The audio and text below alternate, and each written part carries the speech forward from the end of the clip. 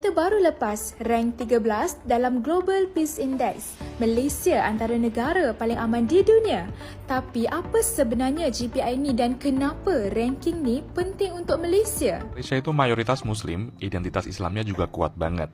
Tapi yang menarik, mereka nggak cuma bikin wisata nyaman buat turis lokal. Mereka juga serius ngebangun citra Muslim-friendly destination sampai di mata dunia. Gimana caranya ya? Hello Malaysia! Guess what? Malaysia was ranked one of the top 10 most peaceful countries in the world. And you know what? It's true and I'm so proud of Malaysia. Anyway, God also gave us a gift that we are protected from tropical cyclones, we are protected from earthquakes. So in terms of seismic tectonic shifts all over the region, all over the world, we are protected from Indonesia, we are protected from Philippines. That's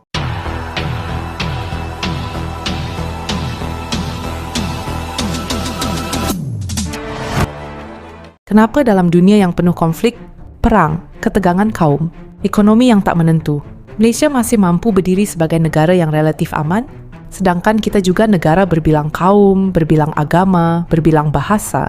Apa rahsia sebenar di sebalik keamanan ini? Adakah ia sekadar nasib? Atau ada sesuatu dalam jiwa rakyat Malaysia yang dunia luar tak nampak? Hari ini, kita bongkarkan sebab sebenar kenapa Malaysia masih tenang ketika dunia semakin kacau. Di Malaysia, kita membesar dengan jiran yang berbeza bangsa. Kita biasa dengar azan, loceng kuil, dan bunyi gereja dalam radius yang sama. Kita belajar sejak kecil bahawa perbezaan bukan ancaman, ia adalah realiti kehidupan. Budaya jaga hati orang. Budaya senyum, budaya tegur dengan sopan. Ini nampak kecil, tapi inilah asas keamanan sebenar. Keamanan Malaysia bukan dibina dengan senjata. Ia dibina dengan adab. Malaysia is definitely one of the safest countries in Southeast Asia. But is it safer than Europe? My experience, no. Because in European countries, we don't have guards in apartment buildings. And we don't have metal bars in landed houses. And generally, that makes somebody feel safer because you think you don't need this stuff.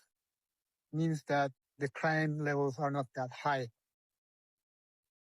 Although I've never been in an unsafe situation in Malaysia, the presence of guards and metal bars make it feel like there is some insecurity going on in the country. But it might be something that you needed years ago, but it might be also a cultural thing. It might be also the security isn't that great as I experienced it, so that's my opinion on that. But let me hear from you. Do you feel safe living in Malaysia, or if you're visiting and traveling in Malaysia?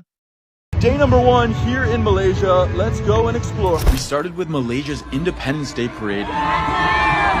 Let's go, Malaysia National Day! Followed by an air show. And somehow, in the first 24 hours, we saw the King and Prime Minister. And over the next 72 hours, it was just as insane. Loaded with visits to so many places like Independence Square, Chinatown, and heading up to the massive Petronas Towers, arguably the most famous place here in Kuala Lumpur. And look at this view. And joined a Vespa tour to experience the city after dark, including a walk across the Saloma Bridge. And with KL being my base, I also got to experience Selangor for rock climbing, cave exploration, the Batu Caves. There are 272 steps. You gotta keep going, and the Blue Mosque.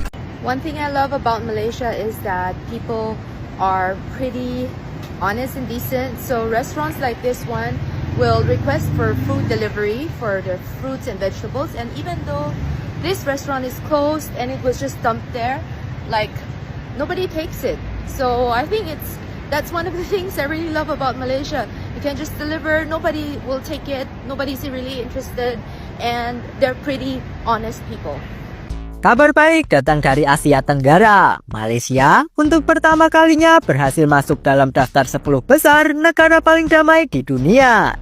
Negara ini naik 9 peringkat dari tahun lalu dan kini menjadi negara paling damai ketiga di Asia Pasifik setelah Selandia Baru dan Singapura. Dengan tingkat kejahatan yang rendah serta stabilitas politik yang semakin kuat, Malaysia menjadi salah satu tempat terbaik untuk menikmati hidup yang tenang dan damai. Baru-baru ni saya dapat customer dari Filipina. Dia dah bekerja di Malaysia selama 13 tahun, orang lama lah, Otai. Bekerja dengan syarikat catering, seorang perempuan lah. Dia kata kat saya, Malaysia ni adalah sebuah negara yang sangat-sangat selamat, aman damai, sangat selamat. Jauh beza dengan negara dia Filipina. Tu dia mengaku sendiri kan. Malaysia sangat-sangat selamat, especially perempuan. Dia kata kalau di Filipina memang tak boleh langsung lah nak berjalan seorang diri tengah malam contohnya. Tak mungkin lah dia kata. Sangat bahaya. Tapi di Malaysia dia habis kerja lebih kurang dalam 11.30. Lepas tu dia naik LRT sampai di stesen dekat rumah dia lebih kurang hampir pukul 12 lah dia kata. Lepas tu dia kena jalan kaki daripada stesen LRT ke rumah dia seorang diri tengah malam lebih pukul 12 tengah malam. Selama 13 tahun dia di Malaysia, dia kata dia tak pernah lagi kena kacau dengan mana-mana orang pun. Tidak pernah lagi menghadapi bahaya lah. Tak pernah lagi dia rasa tak selamat semasa berada di Malaysia walaupun dia seorang perempuan dan berjalan pada tengah malam. Saya dah cek GPT, menurut Global Peace Index 2024, Malaysia berada di tangga kedua selepas Singapura, negara paling aman di Asia dan negara ke-10 paling aman di dunia. Fakta fakta. Okey, itu saja nak beritahu. Malaysia ni negara aman, bersyukurlah kepada semua yang duduk di Malaysia. I'm currently in Malaysia, and there's one big thing that I've noticed here, and that's the diversity between religion and culture. Here you have Christianity, Catholic, Muslim, Hindu, and I'm sure much more. But there's a big difference here in Malaysia. Everybody coexists together peacefully, and I believe that the world can learn a lot from Malaysia. I really do. I know that I have already learned so much from Malaysia, and this is a country that I will constantly now revisit and maybe one day try and live in, because it's somewhere truly special. You don't come here to Malaysia just for the beautiful views, the amazing food. You come here for the people.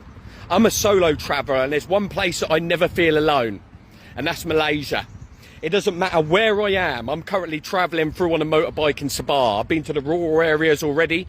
I am welcomed with the same response. A smile, a wave, a conversation, and happy faces. It doesn't matter about what religion I am, what skin colour I am, but this place is truly special. Now, I believe if you're feeling negative in life and you're looking for somewhere to go to rejuvenate yourself, I recommend coming to Malaysia, because this is a truly special country due to the people. Bila banjir melanda, yang datang membantu bukan tanya bangsa dulu. Bila kemalangan berlaku, yang berhenti bukan pilih agama. Malaysia ada satu tabiat unik. Kita tolong dulu, fikir kemudian. Dalam dunia yang semakin individualistik, Malaysia masih ada budaya kolektif. Dan itulah kekuatan yang ramai tak sedar. Malaysia bukan sempurna. Kita juga ada cabaran politik, ekonomi, dan sosial. Tapi sistem kita masih memberi ruang dialog. Masih ada kebebasan bersuara dalam batas undang-undang. Masih ada institusi yang menjaga kestabilan. Keamanan bukan bermaksud tiada masalah. Keamanan bermaksud masalah masih boleh dibincang tanpa hancur segalanya. Dan Malaysia masih ada ruang tu. Baru lepas rank 13 dalam Global Peace Index, Malaysia paling aman dunia. Komen dekat bawah area anda rasa paling selamat dekat Malaysia, #MalaysiaAman, #Global Peace Index. Malaysia itu mayoritas muslim, identitas Islamnya juga kuat banget. Tapi yang menarik, mereka nggak cuma bikin wisata nyaman buat turis lokal. Mereka juga serius ngebangun citra Muslim-friendly destination sampai di mata dunia. Gimana caranya ya?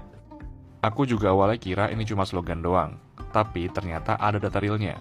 Malaysia jadi nomor 1 di Global Muslim Travel Index 2025 versi Crescent Rating dan Mastercard.